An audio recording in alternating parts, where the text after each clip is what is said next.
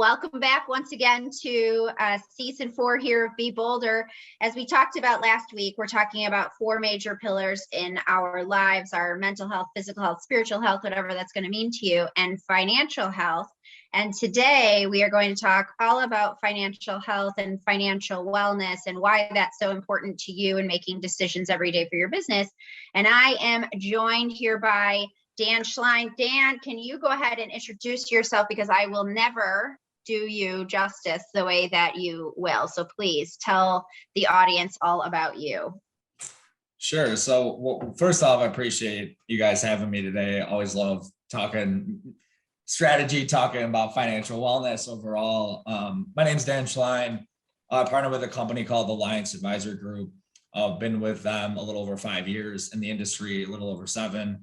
And really just over the years of giving as much knowledge and learning as much as I can personally, been portraying that and coaching other people on just overall strategy when it comes to their money, feeling good and confident around money decisions, just overall kind of taking a deep breath and relaxing when it comes to money instead of really being uptight and stressed out and not knowing if you're going to make it, especially people starting businesses, etc. So it's been an awesome journey.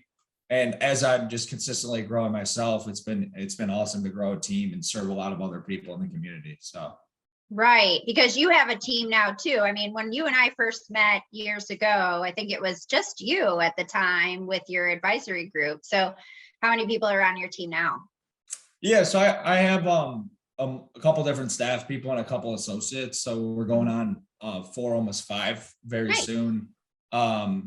Yeah, and outside of that, I've also partnered with a couple different companies to really help serve them in a couple different ways and started to kind of grow some companies in the area. So it's been probably since the day I met you multiple years ago when COVID kind of hit. It's been a big progression and just a big learning experience. So it's been pretty cool. Sure. So you're kind of experiencing then what some of our listeners maybe are experiencing. You know, you're building the plane while you're flying it in terms of building your business, making sure you're allocating resources appropriately. Is that a fair statement?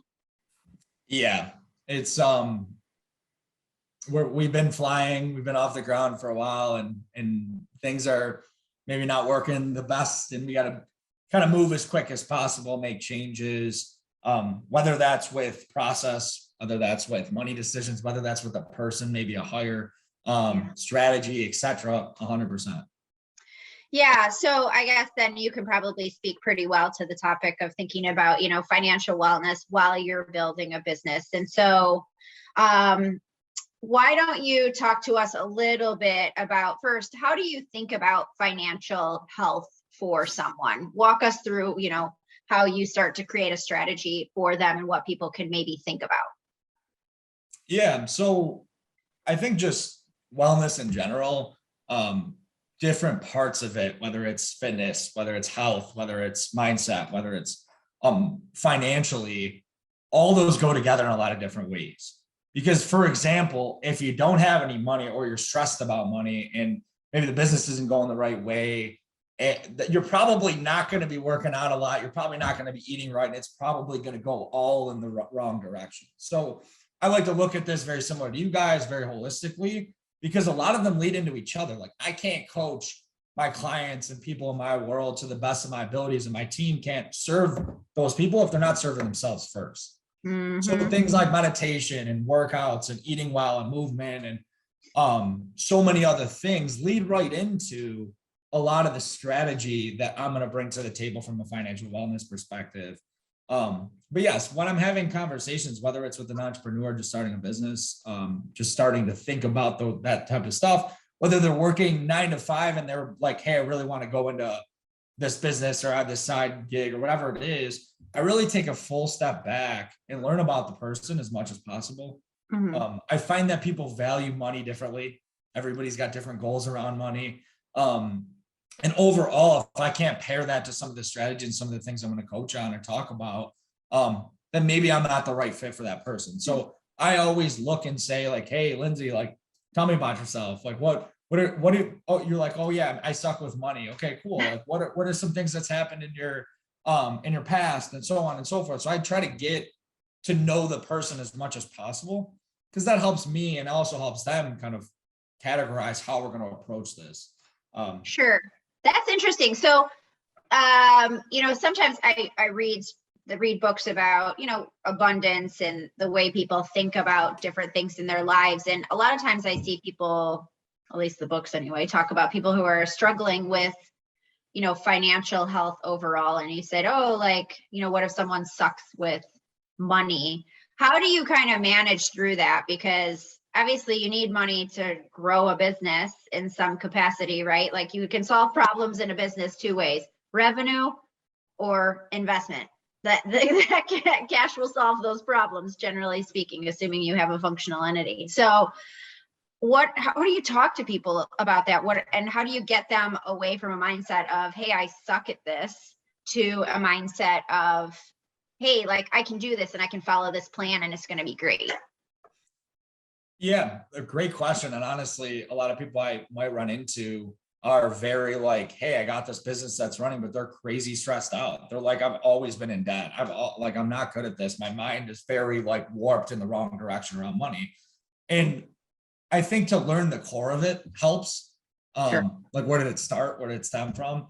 And then honestly, I play like a game, like a kind of a foreshadow game. Let's look a little bit in the future. And if we got to this point, how do we feel about that?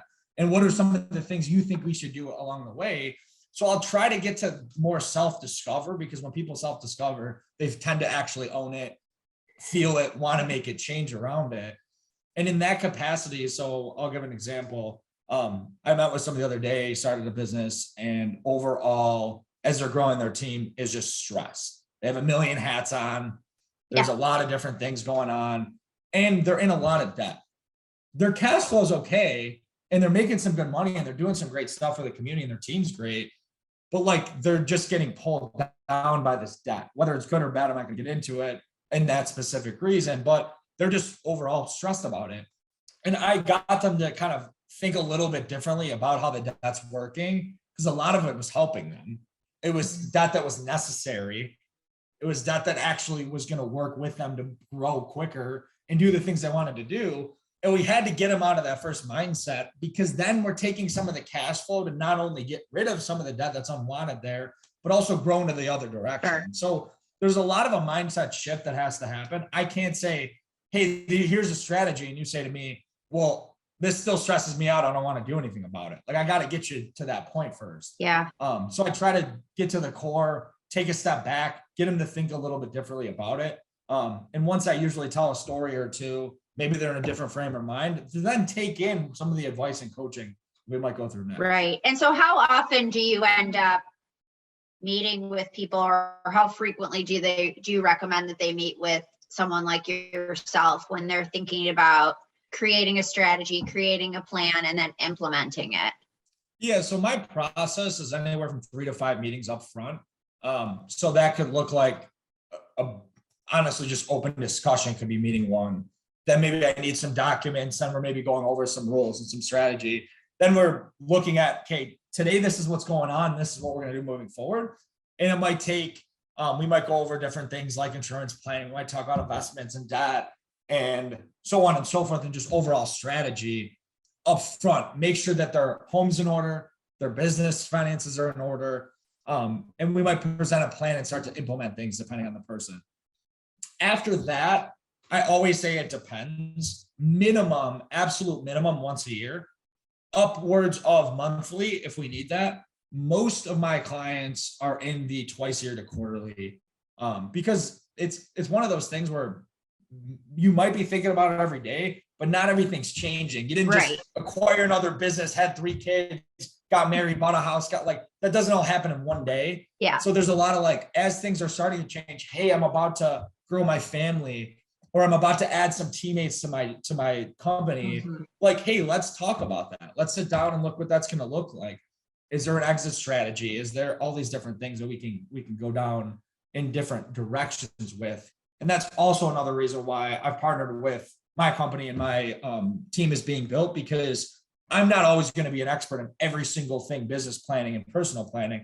Well, I'm hoping that we're pretty close to having people in place where we could talk about We call our tax partners, we call you guys when it comes to some of the certain questions we might have. And if it's a certain topic, we can always at least point you in the right direction or strategize with you with another maybe team member as well. Right. So one of the things you were talking about is, hey, getting home finances in order and business finances in order. And so some of the things I've seen in lifetimes past are, maybe a business is going great, but someone's personal life, be it financial or otherwise, is not going great.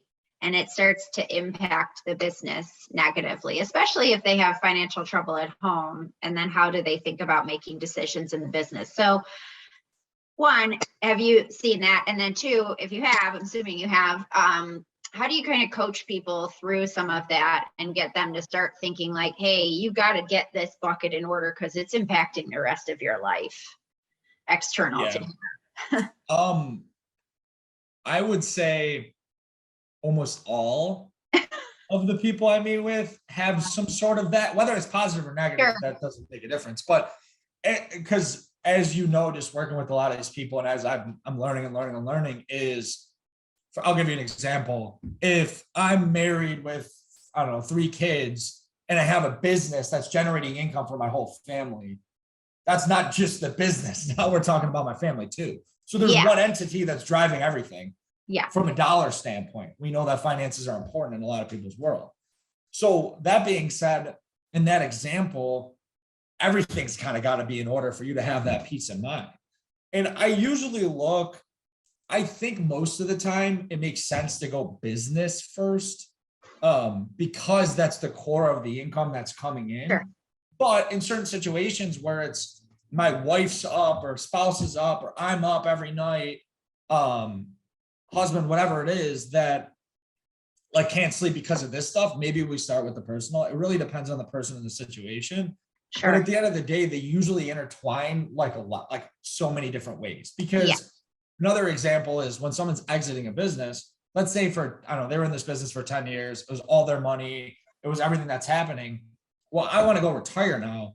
And I got the so-called, millions of dollars that's in this business. Well, I don't really have much else. I was banking on this to work out. I used all my resources, everything I'm doing.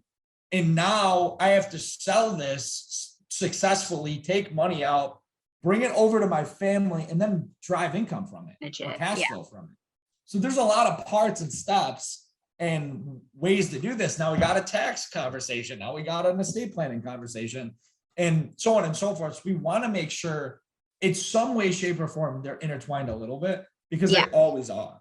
Like if there's not we're not going to get into depth of this, but I know you know a lot about like buy-sell agreements and different things like that. Like if those aren't in place, now we're either screwing families over or not setting our family up correctly, because we just didn't have a simple document in place that maybe is funded the correct way. So I don't want to go down rabbit holes here. There's a lot that goes into it. Sure. It's a lot of emotion, because you're talking about if this fails, now our family doesn't have any money, and the 20 employees I have now don't have a job. So let's strategize correctly and look at this the right way to move forward. So.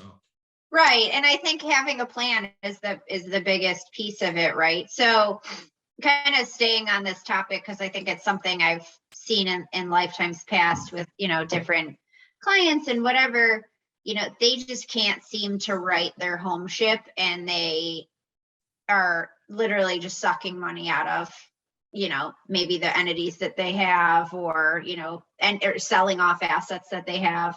How do you help someone create a plan in that regard? Is that because usually it's a cash flow problem in their personal life. So it's probably some tough conversations and some plans that need to be put into place. But I'm curious about your thoughts. Yeah, that one hit me close. That just happened. I just worked with somebody like the other day on this. It's an ongoing discussion. Naturally, it's not a tomorrow fix. What I will say, and everybody listening, a lot of your challenges with money have to do with your cash flow. It doesn't have to do with your debt problem. That problem is probably because of cash flow challenges. Not understanding where to put it, how to manage it, all that stuff. It literally starts usually with, I would say two of the biggest things that happens in your world that you're not, if there's challenges happening, is you don't understand your cash flow and you're not working with that to your advantage. having the right systems in place, etc. And the protection, I call that the roof. If you're not protected against huge liabilities that can come up in lots of different ways, whether that's, I don't know, car accident, getting sued, premature Illness. death, maybe Yeah. an injury, disability, so on and so forth. If you're not protected against that stuff and you don't understand your cash flow, you're setting yourself up for failure. So those are the two big topics I would say. If we talked about nothing else, I didn't even tell you how to grow your money. I didn't even tell you how to do anything but those two strategies, you'd probably be in pretty good shape. Right. So to answer your question, when it's really, really, let's call it brutal, that you're just spending all your money, you're draining your assets like your businesses to live personally, and maybe your life's a little more than it should be, et cetera, et cetera, et cetera. It starts with that person realizing it, like to the point of change. So just like me saying, hey, I'm up a couple pounds, until it hurts enough. And I'm like, wow, I need to drop that. I'm going to make a change. There's nothing I can do about it. Right. It's got to be like, hey, I could probably help. But if you don't give me the documents, if we're not talking about it, if you're not open-minded to change and you're coachable, et cetera, it's very, very difficult. But if that person is willing to make a change, they know that they literally come to me with, hey, I have a problem. I'm literally draining my business to spend money. Like it'll take time to get there. No one's just going to be like, I'm ready today, Dan. I met you today. Let's do it. But after building rapport and maybe talking with them for months or maybe a couple of years, they finally get to that point. That's when we could take a step back. Maybe we restructure that. Maybe it's helping them understand cash flow and save more money or invest in different ways and just kind of digging out together. Yeah. I can't do that for you. I can build you a plan, show you the best ways to do it and hold you accountable, but I can't go take the shovel with you in the trenches and pay your credit cards for you. This is not going to happen. So I always tell people that, like, I like any other like financial advisor or coach or people there to help as much as possible. I'm going to give it my all, but if you're not going to make the change, there's nothing I can do about it. Right. Exactly. And a lot of times that's what people need to realize. It's like anything, right? Like if you have a mental health issue, until you're ready to deal with it and you face your demons, you're not going to deal with it. And finances are the same thing. But I would say, like, I've seen finances drive mental health issues. I've seen them drive physical health issues, right? So that's why we, at Be Bold think, man, like what an important topic and pillar that we have to think about in our lives. So what I think everyone's kind of heard here is, a failure to plan is a plan to fail. But if you have a plan, even if you're sort of digging out of the trenches, like in that just example that you just had, at least you have a plan, right? And so if you stick to the plan and trust the process, it's going to work. It's dollars and cents. It's addition and subtraction, a little bit of multiplication. Give or take. But mostly that, right? And so, I think a lot of people in society are instant gratification type of folks, right? So what do you tell people in terms of expectations when you're giving them a plan or you're establishing something? Because, Rome wasn't built in a day. And if you're a hot mess financially, that's not going to be fixed in a day either. I think one of the most important parts of my conversation with clients and people I work with and coach and so on and so forth is the word expectation. So if I'm sitting down with somebody who maybe is let's call it train wreck, who's just spending all the money and all this stuff, and I say to them, hey, tomorrow you're going to be in the best mindset ever because it's all going to be done. But one, that's a lie because that's not going to happen. Two, the expectation is they're ready to get up tomorrow and everything's fixed. And so I might say, you know what, and I'm pretty damn blunt if you ask me, which is ironic because oh my. But I just am in general. Like I said, hey, someone like that, this is how it's going to work. If you give me 100% in a couple of years, you're going to be in a great spot. If you give me 50, this is never going to work. Sure. Or I'm like, you know what? I think in a month we can make this change. Let's get more information on this. And I can see us within 6 weeks to 2 months being in a really solid spot to then hit those goals we talked about. Sure. To then realign and add those employees you talked about. or restructure or bring another partner on or add another coach or whatever it is, expectations is huge. So based on the situation, I'm like very straightforward on that. Yeah. And I tell people a lot up front, there's a lot of homework. Up front, there's hard work to be done because we're making changes here. You're going from not understanding your cash flow to understanding it and making great changes. You're going from not having a roof over your house or your business to having a full-on roof that's built in there, the AC unit, the heat. Like, we're putting all the great stuff in the house. We're building this with together. Sure. So there is some upfront work, and there will be phone calls back and forth and different things with my team because we're going to need certain things from you and you're going to need certain things from us. So I'm very transparent in that. So when people are like overly stressed and I know they're not going to get me any of this information, I say, hey, let's time out. Let's take a step back. Why don't I come to you and we'll do it together? Or, hey, let's wait till this happens. But I hate kicking the can down the road because I think things don't actually change then. No. So I try that as much as possible. The other thing that when you were explaining and before you asked that question that was just popped into my mind is a lot of people feel alone when they're a solopreneur, an entrepreneur, whatever you want to call it, when they're building a business, because they have like 27 hats on. Yes. And what I always talk to them about is I've seen this firsthand. I'm actually a part of a company now as a partner that he was doing everything on his own, everything. Like to the point of like every email that was coming in, he was answering. He built a huge team and he was still doing it. Okay. And so when I see solopreneurs or entrepreneurs thinking they're alone, they need to take a deep breath and figure out who can help take things off their plate. Yeah. So calling you, Lindsay, to be like, hey, I have X, Y, and Z question. I need help here, here, and here would be part number one, because you probably can point them in different directions. Like, well, you should probably talk to Dan. You should probably talk to my teammate about this, because you want a lot of that off your plate. Yeah. Because it's bringing you stress, especially if you're not good at it or hate doing it. That's like the first things I look at. Okay, stay in your strength, stay in your lane. Early on, you got to wear those hats for a little bit, but then it's make those changes. Have coaches, have accountability partners, have friends, family, people to call, because you're going to be in the rut a lot. If you don't have people to pick you up and keep you going, you're going to quit before you can actually succeed, because it's a hard transition going from an idea to some of the business stuff. But if you have a core group around you, like yourself, me, other great people, you got way more ability to succeed. You have now bigger capacity. You have a lot more upside once you're doing that. Your downside will stop a lot quicker, so on and so forth. So I just wanted to add that in there, because I've seen a lot of people think that they're on their own, actually act like they're on their own, and then fail. Because it's really, really, really tough to succeed in all these areas you guys are talking about on your own, without coaches, without mental health counselors and therapists and all these other things in your world. It's difficult. Like, you do what you do amazing, and I do what I do pretty well. And if you have us on your team, now you just took things off your plate that we're going to work with you on. Yes. So I just want to articulate that, because I've seen that more in the last few months of people with all these hats on by themselves.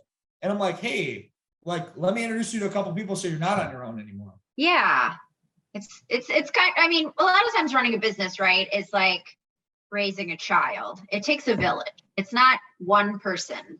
It's just not the reality of it. I mean, you can do that, but you're just going to cap out, because you only have so many hours in a day and you can only do so many things. So by definition, you have to figure out how to delegate things. And some of those things cost money, but that's okay, because it helps you make exponentially more money. That's fine. But again, you need a plan on how to do that. And you need to figure out ways where it's not stressing you out so much and, crushing your soul. Instead, it's allowing you to ultimately, work on your business as opposed to in your business, and like have all the things that you probably want every day or have been striving for. Right. So super interesting.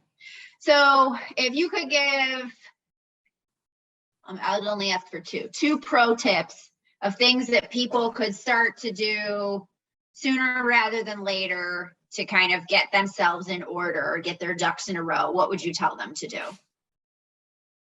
2 pro tips. one popped in my head pretty quickly. The second one might need a minute on. That's all good. The first one has to do with cash flow. And as I explain this, I'm going to keep it simple and say, pay yourselves first when it comes to cash flow. So what I mean by that is understand that like your family and your life, you don't have to go and not live and go into a crap ton of debt and stress. You can pay yourself what you need to live and survive and stuff, and then take the rest and build your business and do a lot there. Because I see a lot of people, you're not going to succeed in business if your whole entire family is going to crap and you're in this huge debt situation. So whether it's personal finance or business finance, understand what the money looks like understand your cash flow. Whether you have a bookkeeper, CPA, myself, whatever, working with you on that type of stuff, understand what's coming in and out. I think debits and credits also on the pay yourself first, just understand what that looks like. Because a lot of people look at, a good example is I was working with a company and they're doing about $150,000 a month in gross revenue. So top dollar revenue. And they're realizing like, holy crap, that's so much money, right? That's like amazing for someone just starting a business. That's pretty good. And coming from like only a couple thousand a month, they're now got 150,000. That's decent money. Like, but all of a sudden they didn't realize what was coming out. Taxes, and paying people, benefits, holy list of items. Yeah. You're in the zero to negative almost every month, but they sell 150 and it's a party. Yeah. And so understanding just bottom line, hey, let's get down to that nitty gritty. Let's get down to that bottom line and see what that looks like. Then we can make changes. We have, and it's looking really, really bright. But at first it was like, wait a second, I had no idea what that was looking like. I just thought it was good. So when we actually broke down, it was actually not good at all. Because it was just scale to scale, not the efficiency around it. So now it's efficient, it's running differently, it's working better, everybody's happy, etc. So that would be the first one, is pay yourself first. Personal finance wise, that's exactly what I would do. If you're paying yourself, like make sure you're going to save and have money and access to that, protect your family, etc. That would be pro tip 1. Pro tip 2, this actually might come before that, is understand what your risks are. And what I mean by that is a lot of people like to build the companies and build wealth and put all their money in all these great places, but they don't understand what can get in the way of that consistency of doing that. Right. I just had somebody, this is an emotional story, but anyways, I just had somebody basically pay, someone told them before they met me to pay off all their debt as quick as possible, do as much as you possibly can, don't even save, just get rid of it. Like, here's your year plan to get out of debt. I usually am not a let's do that type of person. There's other ways we can strategize around it, but that's okay. Well, and not all debt is bad debt. Like, yeah. So what ended up happening 8 months in, they're like 70 to 80% out of this debt that they were coached on to get rid of. One of the spouses got cancer. oh, Jesus. Oh, And what ended up happening there went into like thousands and thousands of dollars in medical bills naturally. Got past it at the time, got through it, which was great, chemo and so on and so forth. But what ended up happening was she's in like quadruple the amount of debt now. So now I'm like, what are you going to do the same thing and go like pay off her debt as quick as possible? She's not great at saving. And he wasn't either. So we took a step back and we said, you know what? Let's figure out what risks can come into play to help that. They didn't have sufficient health insurance at the time. There wasn't any long-term or short-term disability coverage or income protection in play. At the time, there wasn't any life insurance in play with all that stuff. And now she can't get it at all. And he can't either because something happened in his world. And they didn't have the right liability coverage. They didn't have estate documents in order. One of them owned a business. The other one was about to start a business. It was a pretty awesome idea, so on and so forth. So as I digress in the story, it's imperative to understand what risks are out there, whether it's injury, sickness, lawsuit in business is massive. Liability over some of the things that can happen. Someone slips and falls in your business, you got a problem. And so on. So there's taxes going up, inflation, like there's a lot of risk, but there's lots of easy, simple, quick ways to mitigate a lot of them. Like a good example in your world, but like in the estate world, let's say you didn't have a will, or healthcare proxy, power of attorney, trust, all those things set up, and something happens to the family or the business or whatever, and maybe it's not articulated in the right way in other documents, or the beneficiary is wrong or whatever it is, and they're not going to the right places, didn't go to the right kids, didn't go to the right partners, whatever, you got yourself a huge crap storm or whatever you want to call it, without me swearing. You can swear, I know. It's a shit show. So pro tip 1, pay yourself first. Pro tip 2, understand your risks and try to mitigate them as quick and simple as possible. Awesome. Well, I love that. Well, with those 2 things, we'll wrap here today. But Dan, thank you so much for joining us and kind of talking about finance in a very holistic wellness sort of way, because it really does connect into the other 3 pillars of mental health, physical health, and spiritual health that we talk about every day. So thank you so much for joining us. This was super helpful, and we'll definitely drop your contact information in the notes so people can know how to reach you. But any last words of wisdom before we sign off here today? No, I think it was a great discussion. I think overall, my one piece of advice would be ask for help. Yeah. You're not in this alone. You're starting a business, or you're in a business, or you've been in a business for a while, and you want to make different moves. Talk to people about it. Build yourself a small board of directors between Lindsay and myself and other people that can help in these different arenas, because that'll get you to the strongest possible mental health, spiritual health. Overall, you'll feel amazing financially, everything like that. So you're not in this alone. Ask for help if you need it. And I appreciate the time we gave today. And hopefully I see you guys soon. Yeah, definitely. Well, thanks so much. And as always, don't forget, don't just be bold, be bolder.